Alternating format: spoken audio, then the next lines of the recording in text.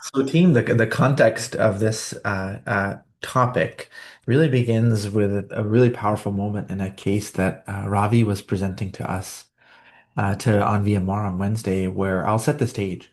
The patient had unfortunately been diagnosed with tricuspid endocarditis from Staph aureus and had bilateral septic emboli to the periphery of her lungs. So, in addition to involving her lungs, the fact that they were at the periphery means that they were likely at risk for a rupture into the pleural space, causing an empyema. And unfortunately, that happened to her. So, she had three sites of pulmonary disease, her lungs themselves, and then extension into the bilateral pleura, requiring bilateral chest tubes. So Robbie was painting the story so well, and the team, the Magnus and Charmine had to sort of diagnose this layer, but that wasn't the tension point of the case, at least in real life. It seemed to be a pretty quick diagnosis. There was the risk factor of injection drug use, there was a bacteremic syndrome, and then the lung findings, and so it coalesced very nicely. So here they were, seemingly in a semi-stable patient who had been improved, who had bilateral empyemas, bilateral chest tubes, and a lot of lung disease. And the tension begins when the patient starts to bleed. And so maybe we should just stop there for a moment and have a big picture conversation about what that means. So, Lira, maybe you can kick us off. Whenever you just know that somebody is bleeding, I'm curious mechanistically, how does your mind break that down? Why could they be bleeding? Yeah, I think the size of bleeding, the tempo of bleeding is really important here to understand the cause. Yeah. And yeah, mechanistically, I think what I would be thinking about is the vessels, platelets, and coagulation factors. Huh. What's in play here, or potentially all of the above. Yeah. Yeah. Yeah, that's just the start. Yeah, I think well, I'll reflect first on what you last said, which is just like patients who fall. Many times when patients who bleed, they have multifactorial contributions from each of those compartments. But just to name it, the compartments that you outlined were platelets, coagulation cascade, and the vessel wall. And I think that's a very, very powerful framework because it comes in handy. And why does it come in handy? It's a nice sort of mechanistic way, easy to remember, right? Just three things. But the real life clinical variables that are often available to us allow us to be able to quickly put patients in specific compartments. So let's practice that. And just as a warning, there might be some tricks. So, um, Sarah, this is a good one for your future career because you're going to be dealing with very sad cases of bleeding all the time. So I'll just put you in a scenario where somebody has intracranial hemorrhage and their platelet count is low at 80. Are you, why don't you talk us through, are you mildly satisfied or extremely satisfied or somewhere in between the platelet count being an explanation for their bleeding? What do you think? Yeah, I've seen a lot of patients who have low platelets and intracranial hemorrhage, and I can't think of a time where we immediately went to replete platelets. A lot of times being because like that didn't fix the problem. Like, uh, so I think most of the time I'm thinking, is this secondary to like the like an underlying thing like hypertension? Yeah. Um, Mhm. or another problem like liver disease. Yeah. Yeah. Yeah. Yeah, perfect. I think sort of implied in your analysis of glossing over the platelets, or at least not pinning it on the platelets, is the law of proportionality, and I think that's lesson number one. Even if you find a culprit, many people have incidental mild perturbations in their coagulation cascade or platelets, or even in their vessel walls. And just for platelets specifically, it's very, very unusual to have spontaneous bleeding from a platelet count less than 30 or 20. And there's almost always a secondary cause or a secondary contributor, either on the coagulation cascade or in the vessel walls. And you gave examples of both. So you were saying maybe the patient has hypertension, and the hypertension has damaged their actual walls. And sure, the platelets of 80 don't help, but they're not sufficient to cause the intracranial hemorrhage by themselves. And they use liver disease as another good example of how they might have a parallel coagulopathy. And those two things add up to intracranial bleeding. So if we go back to Lyra's original schema and maybe simplify it even more and just say blood and vessel. Do be very, very careful because, as she said, many times patients have multiple things that add up to bleeding. And so, even if you find one juicy culprit, say a platelet count of 80, you still have to step back and say, is this enough? So, simplicity, blood and vessel wall. Complexity is often many things are adding together. And just because you find one culprit doesn't exonerate other contributors or other forms of vulnerability in other places. A more common example of this is when patients have um, uh, anticoagulation on board and have a GI bleed. And the conventional teaching is that it'd be pretty unusual for anticoagulation alone to cause a gastrointestinal hemorrhage without a focal lesion. I think many of you who have spent enough time on internal medicine will have had a high chance of hearing that piece of wisdom from our GI colleagues. But those caveats, yeah, Lyra, I think this theme of trigger and vulnerability, as I saw you just mention in the chat, keeps coming up in probably every single case we think about. Um, so let's just focus on a mechanistic understanding. Um, and we know in Dr. Ravi's case that the patient starts to bleed simultaneously from her lungs and both her pleura all at the same time.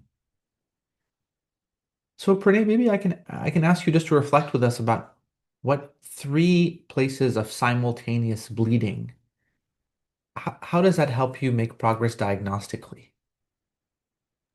Yeah, so if three places are bleeding, that makes me wonder if the issue is kind of systematic and not in one place. Like we were talking about intracranial thing, Yeah, and it makes me wonder if it's related to any issues with platelet number versus platelet dysfunction or coagulation factors. excellent. Superb. I think so crisply articulated. If we take that blood versus wall approach, blood diseases are by definition systemic. They are present everywhere. And so if you have widespread bleeding, you automatically make progress to prioritize an, an intrinsically widespread process, blood-based diseases. You can see the difficulty is to be confident that it is a widespread process. And so it was fairly easy to make that leap in this case, but I just want to caution that and sort of humbly recognize the difficulty if it was just one lung in the pleura, where you can imagine a lesion at the pleuroparenchymal junction in that one lung and one pleura can cause both. So if you are confident that this is widespread bleeding, I think you can heavily invest in a blood-based problem. Because the premise is that the wall of a blood vessel is often diseased because of a local issue. So if we go back to Sarah's example of intracranial hemorrhage, that what causes an intracranial hemorrhage or ICH? And you'll see that trauma causing blood vessel wall fragility is probably the most common one. And then spontaneous intracranial hemorrhage triggers a differential diagnosis of Berry aneurysms, arteriovenous malformations, dural venous sinus thrombosis. All these things are wall diseases.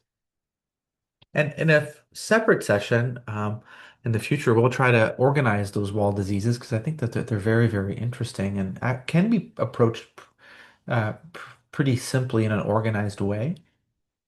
But I don't want to leave you hanging without at least mentioning one potential way you could stratify them is simply by the vessel involved, venous, capillary, and artery. And we can come back to that at a future session because, as you know, today is a conversation about coagulopathy, which is what the patient was found to have on Wednesday. So what have we talked about so far? Bleeding, blood versus wall. Most people probably have contributors from many different things that add up to a bleeding event. And you have to be very, very careful attributing causality to just one thing. One thing has to be pretty extreme for you to bleed in isolation without contributors from something else. A simple way to make progress is to realize that most wall-based diseases are localized, and most blood-based diseases, all blood-based diseases are by definition systemic. And so if your patient is bleeding in a diffuse manner, you're really on the hook for a blood-based issue. And if your patient has focal bleeding, there's almost certainly a focal wall issue. Any questions about any of that before we transition to zooming in on the coagulopathy?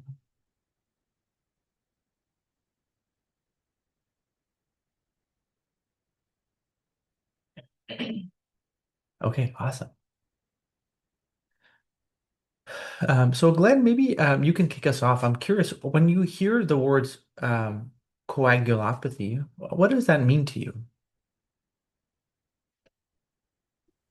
Okay, hello everyone. I think it means a problem with the coagulation factors.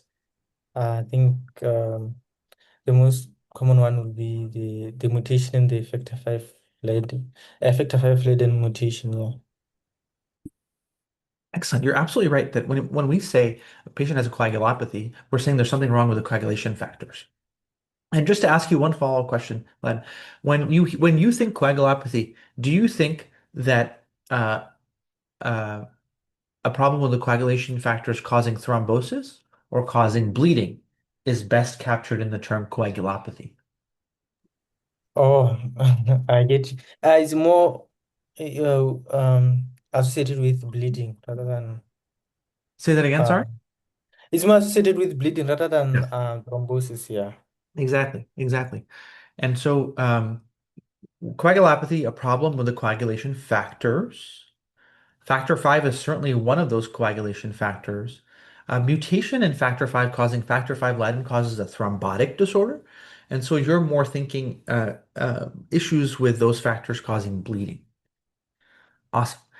Thank you for kicking us off. Siva, maybe I can ask you. I'm curious, when you hear coagulopathy and you're worried about a patient causing bleeding, how do you think of all the tests that you get for the coagulation cascade? How do you break them down?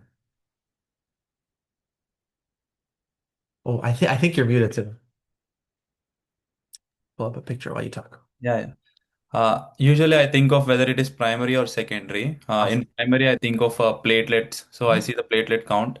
In secondary, I think of PT and APTT. Awesome. That is, Excellent. Excellent. Yeah, yeah. I think that's absolutely superb. Uh, when we zoom in on on a PT and PTT, in the vast majority of patients, both of them are perturbed simultaneously, a high INR and a high PT and a high PTT. Um, and so let's study this space. And I'll pull up a visual to share with you all.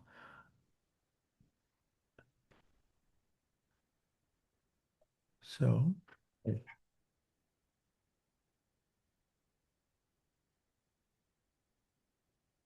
okay, sorry for that. There you go. Okay, so as Siva just mentioned, PT or INR and then PTT. There are very few things that are, I think, important enough to memorize in medicine. I think this is one of them. Um, and so the PT or PTT, the PT or INR, excuse me, captures vitamin factor 7 activity here on the left. The PTT captures factors 8, 9, 11, 12, and also incorporates the effects of phospholipids. We'll talk about that in a second. Factor 2, 5, and 10 are factors that actually participate in both pathways. So fortunately, you'll just have to memorize this. I will go ahead and put this in the Academy chat so you can keep referring to it because it'll be a theme for our conversation. Um, but let's jump in, okay? So, um, Manaswini, I have a fun trick question for you.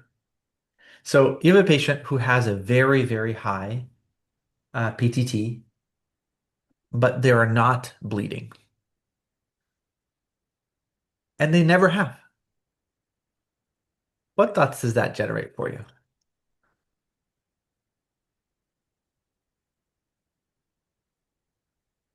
I'm guessing there is probably something in the serum that's inhibiting Yes. aging, um,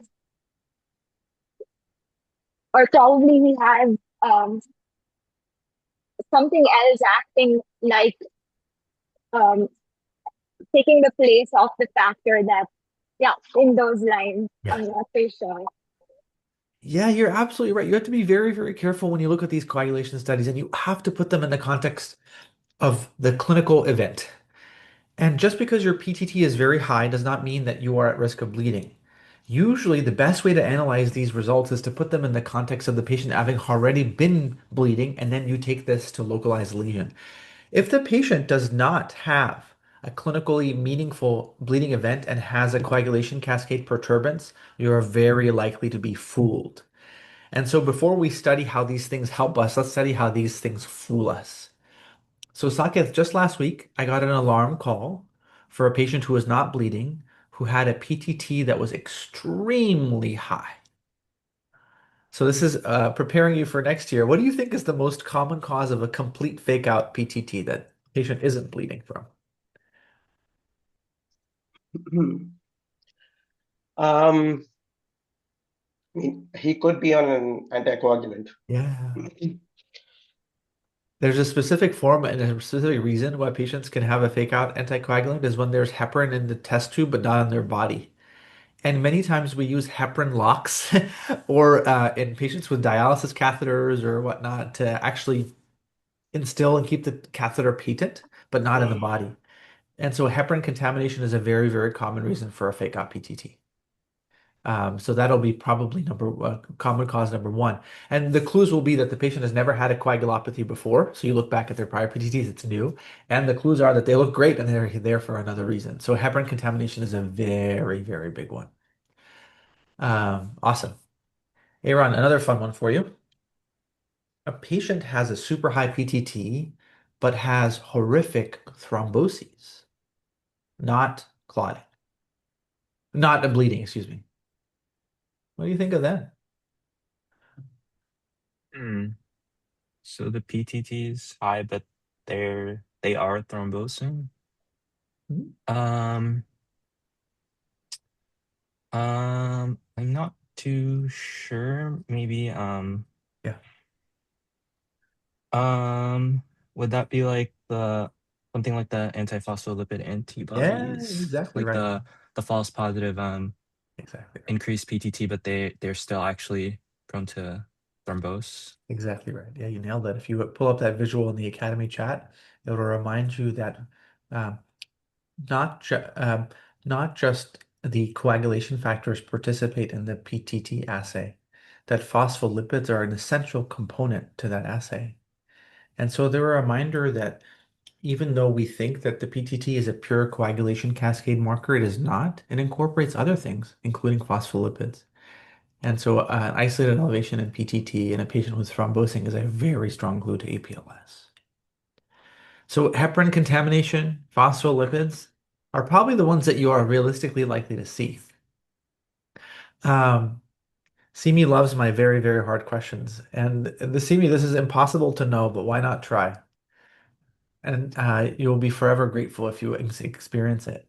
So I have two questions for you. One is, please tell us what you're deliciously enjoying. And number two is this scenario. There's a patient. I saw one patient my whole life with this, who had a PTT elevation all her life, but she never bled once. What thoughts does that generate for you?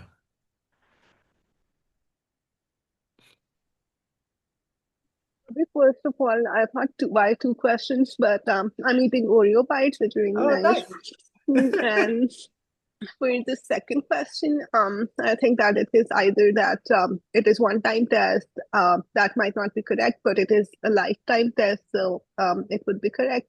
But if a patient is not bleeding, I'd like to know if the patient is clotting because APLS causes that elevation as well. That's all, Rabih, I can think of. I'm curious, Simi, what do you think of the super? What do you think of? Actually, I should tell you first. Oreo Bites plus tea sustained us on our 5 hour drive. It was absolutely amazing. So I'm glad you're enjoying it too. Um, how do you incorporate that this has been a lifelong phenomenon for this patient? How does that help you? All her life she's had it. Well, yeah, I don't know if there is something pseudo type that exists for a lifetime phenomena like this. Yes, there is. Exactly right. So your Hmm. one of the biggest hints that your PTT Hmm. is fake out is of course that it doesn't make sense clinically, but another clue is it tends to be extreme, very, very high. So Saket, that patient who I got a call about whose PTT was high and it didn't make sense, his PTT was over one was 120, extremely high. The same is true for PTT elevation and APLS. It often is remarkably high. And so here's a visual of PTT fakeouts. And again, the hint can be that they're extremely elevated, but APS, antiphospholipid syndrome, heparin contamination, and this is exactly what Simi was building up to know. And the knowledge gap is this, the concept of contact factors. So contact factors are a whole array of factors that actually exist um, uh, at the blood vessel wall and initiate the coagulation cascade. They tend to cause marked in vitro coagulopathy, but actually have little impact on clot formation in the body. And all these things are really, really important to know because they can really distract you from what's going on. If you have a patient who has something else going on and their PTT is super high, you're going to get warped into that world. And so it's really, really important to realize that if the PTT doesn't match the clinical syndrome, that you don't have to be gravitationally attracted to it and work it up. Take a moment to breathe. Odds are that it's heparin contamination, and you can actually test for that in many ways, which we'll skip over. If your patient is clotting, you've stumbled on a profound clue. And if you see that this is a long-standing issue and not new, you may be stumbling into the rare but real possibility of a contact factor deficiency. Clinically not meaningful, doesn't really change much for the patient. It's an in vitro artifactual issue rather than an in vivo complication. So I'm going to take a moment to summarize and see what questions you have. So bleeding, vessel versus blood, blood diffuse, coagulopathy, thrombocytopenia, coagulation cascade, factors 10, 5, and 2, and the common pathway. The way I remember that is 5 times 2 is 10. Factor 7 is the only factor uniquely associated with INR. And then everything else is in the PTT pathway. 8, 9, 11, phospholipids. And then remember, and then factor 12, contact factor, completely distracting you. Other things that can distract you are heparin contamination, and maybe not quite a distractor, a clue for another condition, APS, when the patient's clotting. Questions about any of that?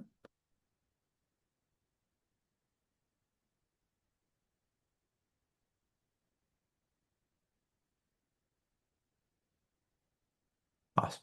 Okay. So it's pretty unusual for a patient to have adjusted INR elevation or adjusted PTT elevation.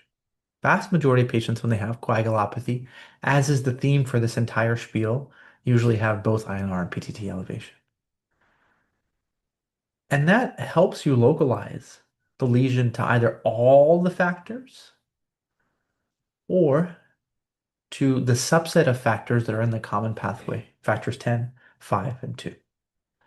So when you're dealing with a coagulopathy, odds are you have INR and PTT, and so either you're dealing with a pan-coagulopathy or you're dealing with a strategic coagulopathy of factors 10, 5, and 2.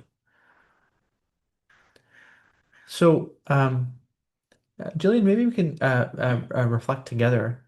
When you think of things that affect every single coagulation factor or most of them, what thoughts cross your mind? Um, I guess I think of like a consumptive process or like a failure or like a Beautiful. failure in general synthesis. So, Super. so I guess I'm thinking about two specific things, but I'm Yeah, trying to generalize. yeah, yeah. I'm thinking about like DIC or where like all the coagulation factors are consumed. Excellent. And then also like liver disease where you're failing to make enough.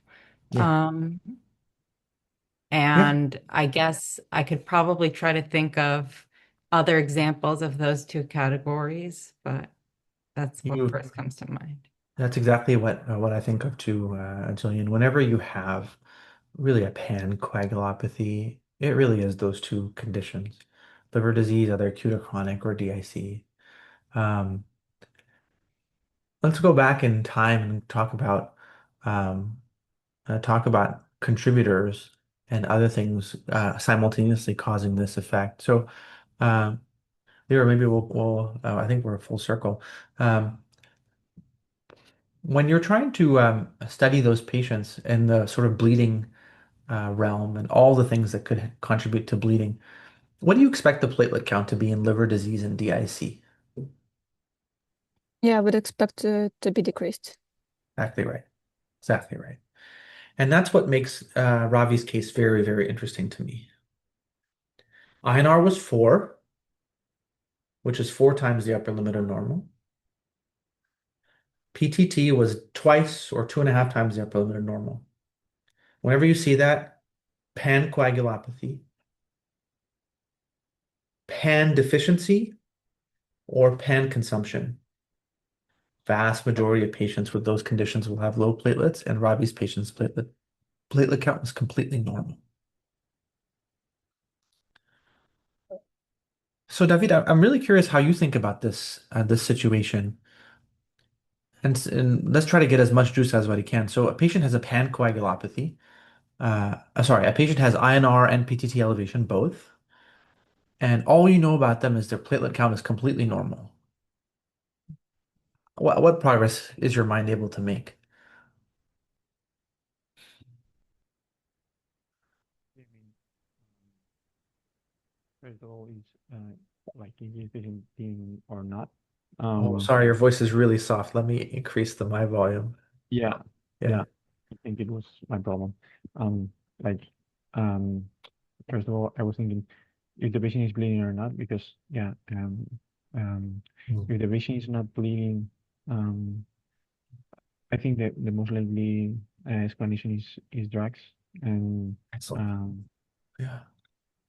yeah, you can see that also like without bleeding in liver disease in the IC, um, you can see that with or without bleeding, but I think it's most likely that this is symptomatic.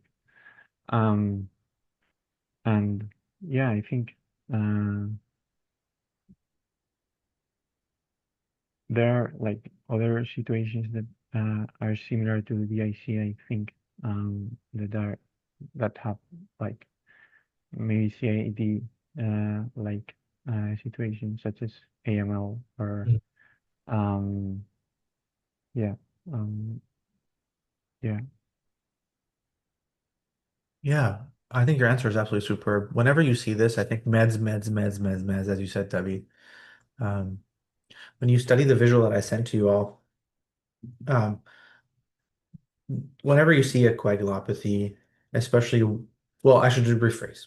Whenever you see a coagulopathy and it's an isolated coagulopathy, you have an interesting problem, meaning that if it's just the PTT or just the INR, it becomes interesting.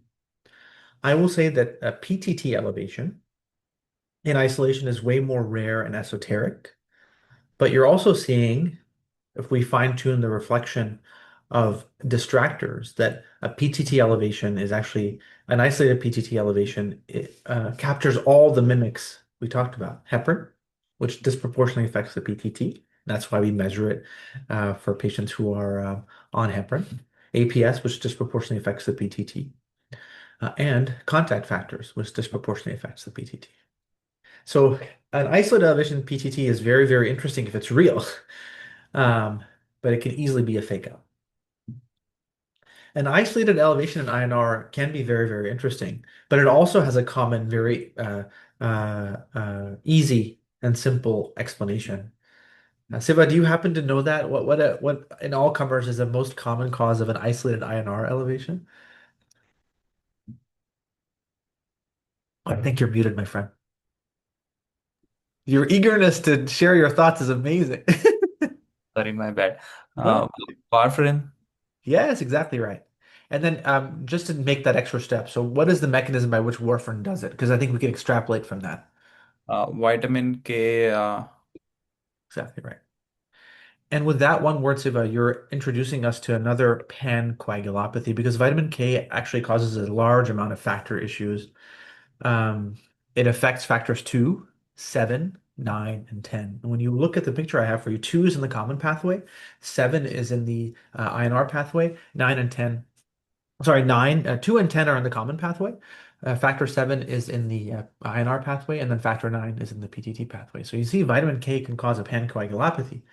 But but the half-life of factor 7 is by far the shortest. And so the reason that an INR elevation, that a vitamin K deficiency for whatever reason shows up as early vitamin K deficiency shows up as an INR elevation is because of the disproportionate loss of factor 7. So in extreme advanced vitamin K deficiency, factors 2, 7, 9, and 10 are all affected, so everything is elevated. But if you rewind the clock and see how it evolves from early deficiency to extreme deficiency, you'll first see a disproportional INR elevation. So if we're approaching this issue, many people have INR and PTT elevations. If you're thrown in the world of just an INR elevation, vitamin K, vitamin K, vitamin K, and if it's not vitamin K, it's a very rare scenario of a factor 7 inhibitor or a congenital factor 7 deficiency, very, very rare. If you're in the PTT pathway and it's isolated, don't get too excited. Your explanation isn't early vitamin K deficiency, but it's often a mimic. And the mimic is usually heparin contamination. But it can be an interesting mimic, the inverted mimic of a thrombotic disorder or a contact factor. But if you have isolated INR elevation without a vitamin K, or if you have PTT that's not a distractor, you have a very, very interesting problem. And it's rare. Most of the time, you actually have both. And you're seeing that when you have both elevated, the platelet count is a key variable, even if you know nothing else, because when you have both INR and PTT elevated, you likely have a pancoagulopathy. The pancoagulopathy almost always, uh, sorry, an INR elevation and PTT elevation almost always means a pancoagulopathy, and the most deadly pancoagulopathies are consumption of all of them or failure to synthesize most of them. The good news is that your platelet count will be a very, very simple and powerful filter. So here we are, in Rabih's case, we have a high INR, high PTT without any platelet perturbance. Meds. I guess the question becomes, well, what meds? And the simplest answer is that the patient is prescribed none. No anticoagulant meds. And it's a really, really powerful reminder of the sneaky contributor, vitamin K. And vitamin K deficiency, advanced vitamin K deficiency, is the entity to think about in that scenario. Pancoagulopathy, consumption, DIC, synthesis liver disease, both of them feature thrombocytopenia. That's the no miss causes. Those are deadly rapidly progressive, and often the patient's very sick. If, however, you're dealing in a situation where the coagulopathy is out of proportion to liver function or patient severity, with the simplest clue that you'll have for free is liver platelet count, you scrutinize their medication list, and if you find nothing, you're probably dealing with vitamin K deficiency.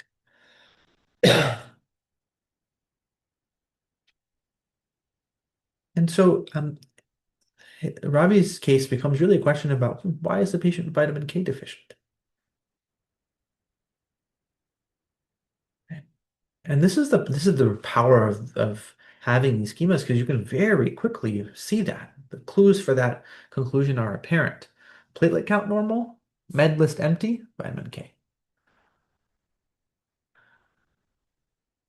Pranay, I'm really curious. How have you in your real life experiences proven vitamin K deficiency? This is a hypothesis we have. How do you think we can prove it? Yeah, I mean, vitamin K deficiency, I've often seen that happen in ICU patient who have been in the ICU for some time, and just one of the random times patient starts to bleed from some side, and then we send INR and PTT. It's always through the Yeah. roof, and then we start patient on vitamin K, so it can be deadly sometimes. So talking about normal patient, I'm not sure about all the differential, but something that comes to my mind is vitamin K is basically fat soluble vitamin, so anything that can cause problem with fat soluble vitamin absorption, Yeah. and there is a whole bunch of diseases that we can think about. But critically ill patient, I would say, if the patient has not been fed for a while, let's say 15 to 20 days in the critical care, and just getting some basic nutrition, then that comes to my mind. Awesome. You took us home, my friend. You snuck in a very powerful pearl, which is the way we diagnose vitamin K deficiency is actually with response to vitamin K. The vitamin K assay or level is not something that I know too much about, but what you would naturally do is just give the patient vitamin K, and your options to give vitamin K are either to do it orally, subcutaneously, or intravenously. And depending on how urgently you need to diagnose vitamin K deficiency or reverse the coagulopathy, you can proceed in that order. And so I can't emphasize to you how crucial it was in that moment to go back and say pan-coagulopathy, to go back and say INR and PTT elevation, simultaneous. Differential diagnosis, a pan-coagulopathy affecting multiple different factors in both pathways, or a strategic coagulopathy restricted to the common pathway factors 10, 5, and 2. A pancoagulopathy is way more common and more dangerous. Pancoagulopathy, remember what Jillian said. No, nothing is being made or everything is consumed. Easy clue, thrombocytopenia. No thrombocytopenia. Now you can breathe a little bit because you're probably not dealing with something inherently deadly. Meds and vitamin K. Look at that med list. You don't see anything. Now it's time for IV vitamin K for two reasons. To stop this patient having significant hemoptysis and bleeding from her chest tube. You have to do that very, very, very quickly because the option is right there on the table for you. It's very, very easy to do it when the patient is, as Siva said, on warfarin. And I think that would have been everybody's reflex. Vitamin K, oh, INR, PTT, Coumadin, INR, PTT, give vitamin K. And this is the importance of this reflection. In that moment, you can make tremendous diagnostic progress, and you can rescue the patient from a progressively worsening clinical scenario by giving IV vitamin K. So this whole conversation really, for that case, distills down to that very simple framework. Platelet count as a screening for DIC and liver disease, the MedRec, and then vitamin K. And then it becomes a really interesting conversation about why the patient is vitamin K deficient, and I think Pranay hit us with the highlights. The vast majority of patients with vitamin K deficiency have one of two things or both. They're on a medication, often warfarin, that inhibits their vitamin K synthesis pathway, or they're nutritionally compromised.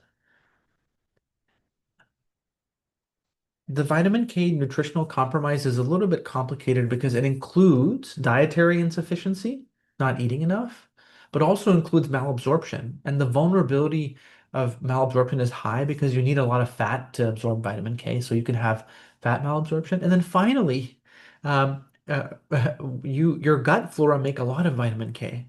So if you've eliminated gut flora, you don't make vitamin K and you can get vitamin K deficiency. So an ICU patient is a perfect setup for this because they're not eating often.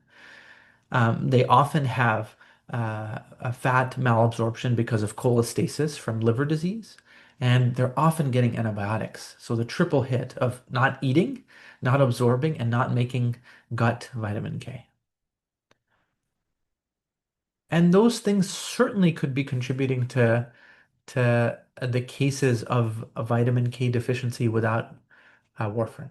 In fact, I would say that if you have suspicion of vitamin K deficiency without warfarin, um, lack of intake, lack of absorption, and gut flora synthesis are 90%.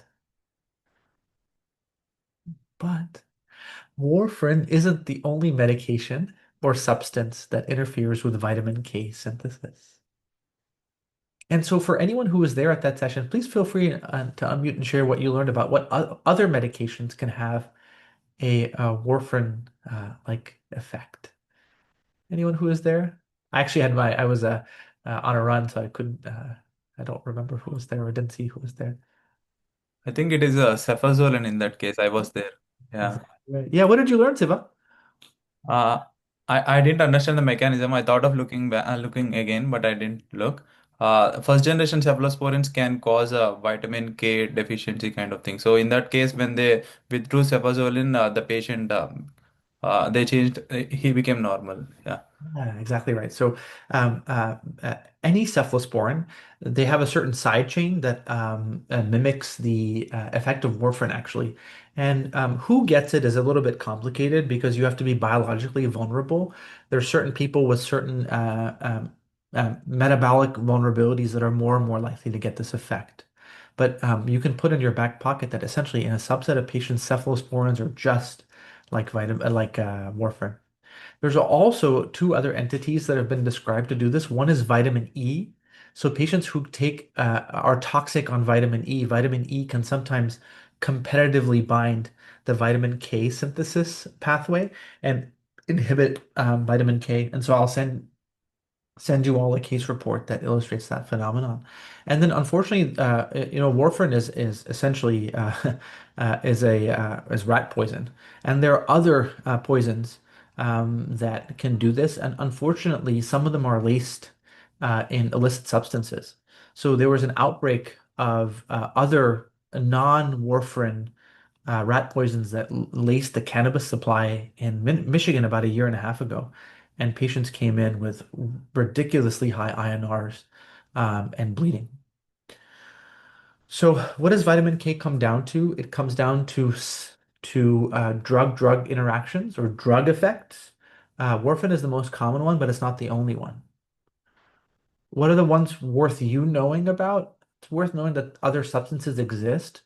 But one very common substance that we all prescribe, cephalosporins, can do this in a subset of the population. I think it's really important to remember that.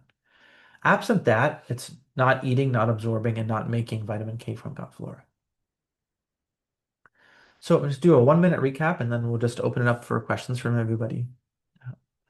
When people are bleeding, it's either a blood issue or a wall issue, and a simple heuristic is to say that diffuse bleeding is a blood issue and focal bleeding is a wall issue. And blood-based diseases are either captured in the coagulation cascade or platelets. And the coagulation cascade we divide into two different components, the INR and PTT. If you have an isolated lesion in just the INR or just the PTT, you often have a very simple explanation. In INR, it's early vitamin K deficiency. For PTT, it's that you're being distracted and fooled by something else. If you have an INR elevation or a PTT elevation that bypasses these two common explanations, vitamin K or a distractor, you're in the land of esoteria. So get your thinking hats on, pull out the electronic microscope and zoom in on the minutia of the case because you're in esoteria. Much more commonly, you're going to be dealing with both a simultaneous INR and PTT elevation.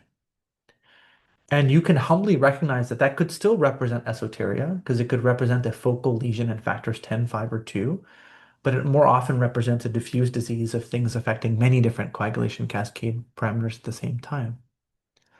And if you're already entertaining the possibility that multiple coagulation factors are affected at the same time, the simplest thing to do is to think maybe all of them are gone. And if all of them are gone, so are your platelets. And so if you're in this world of INR and PTT elevation, one easy proxy for their pan deficiency or pan consumption is a platelet count, which you have for free. You could have all the factors already ordered, but that's not going to come back for weeks. Your platelet count is your proxy. The med lists are very easy to look at, and if you're on warfarin or even the direct acting oral anticoagulants or heparin, that's an easy explanation. So if the platelets don't give you a satisfactory answer or the medication list doesn't, then you're dealing with vitamin K deficiency.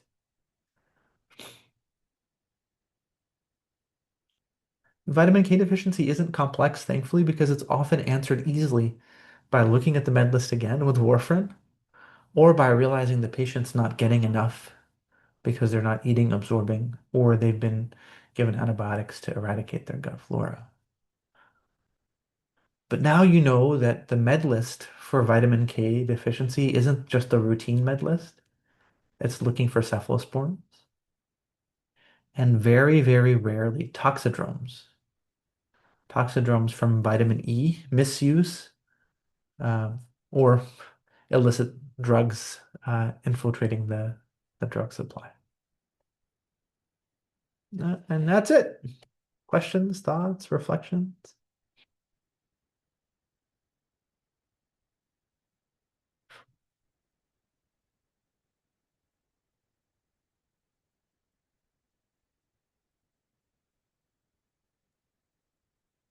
Yes, Pranay, go ahead. Yeah, amazing session. I learned so much about coagulopathy and it's just basics, but when Yeah, you think about it in the detail and when you correlate with certain cases that you have yeah, seen in the hospital, it becomes very much logic. So thank you very much. of course. Yeah, I think thank you for saying that. I think um, when you're beginning to learn medicine, you're learning everything, everything. Um, and it's very easy to think that it's overwhelming. The beauty of it, it actually, once you sit in it long enough, it collapses into simplicity. And so you can start to layer things upon each other. So instead of having a tennis court of information, you realize it actually all just overlaps to one simple box that you could unpack and lay out on a tennis court, but actually it is really, really small. And um, yeah, I think that's definitely true for coagulopathy. Other questions or reflections, folks?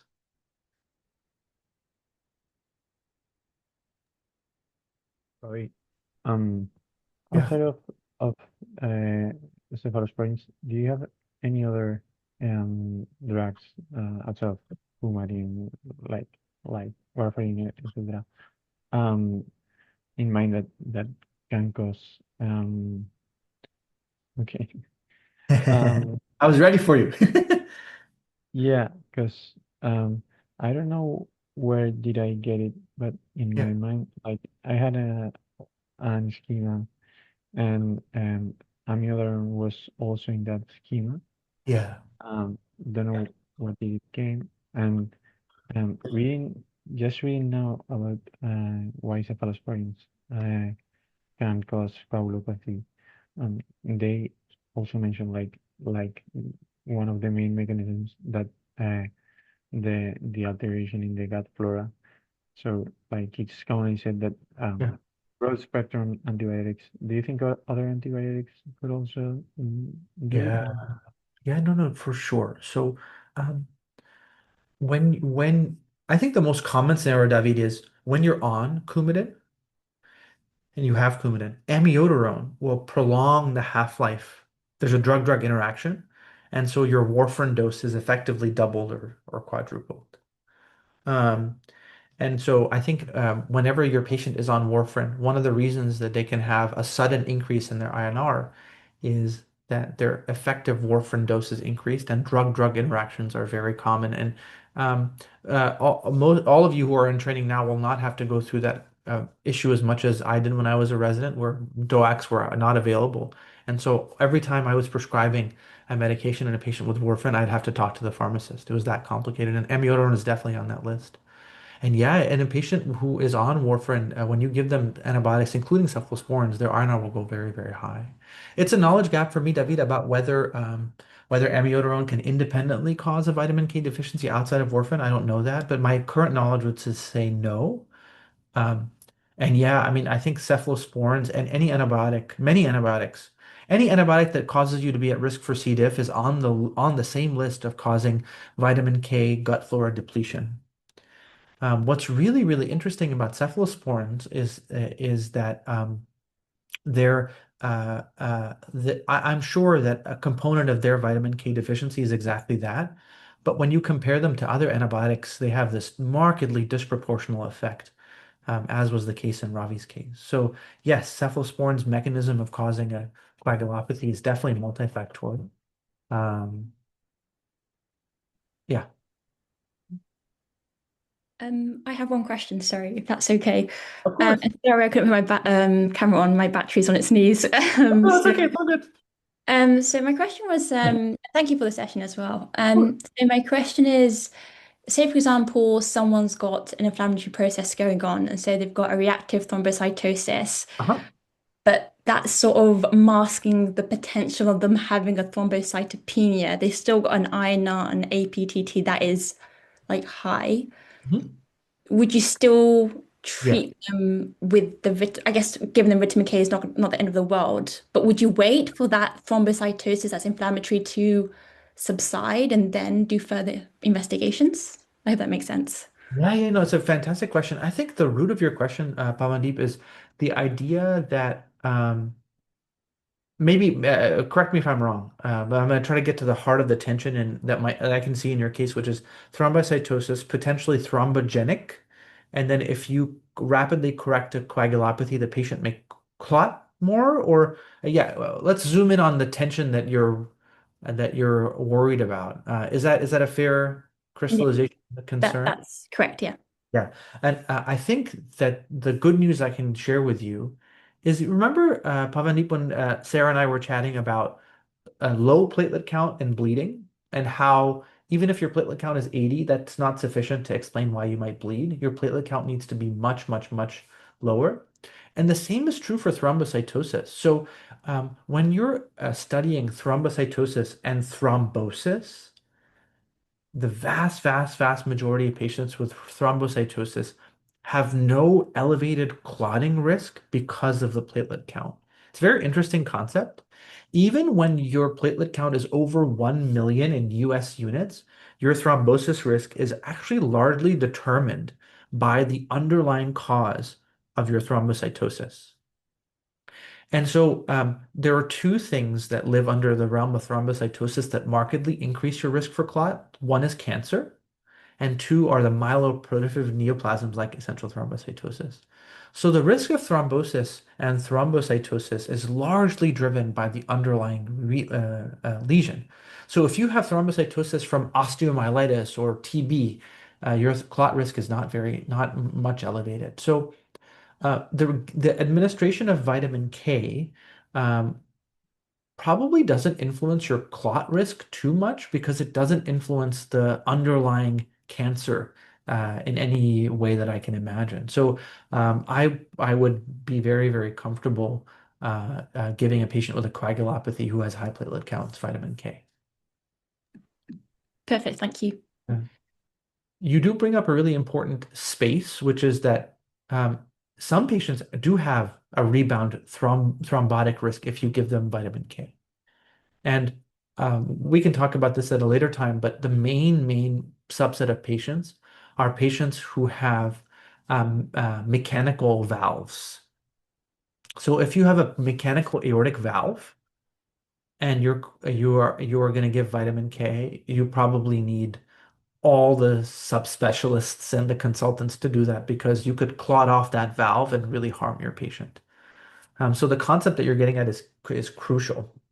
Don't reverse everybody willy-nilly. Be very thoughtful about their clot risk.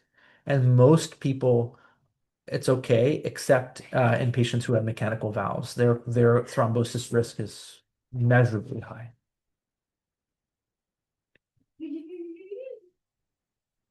So, we spent an hour going into the details, but the details come back down to this. Most people who are coagulopathic have both INR and PTC elevation. And all you have to do is look at the platelets as a proxy for the sinister causes, look at the med list, and if you don't find anything, the reason you're not finding anything is vitamin K. The way you confirm that is you give vitamin K with the asterisks that Pavandeep just inspired, and you confirm that diagnosis. What are the causes? Drugs, nutrition. And then you can zoom in on the details. There's not just Coumadin, it's other things. And it's not just intake, it's also absorption and gut flora. Cool? All right, guys, have a great rest of your day. Thanks for hanging out. See y'all later. Thank you so much. Bye bye. Bye.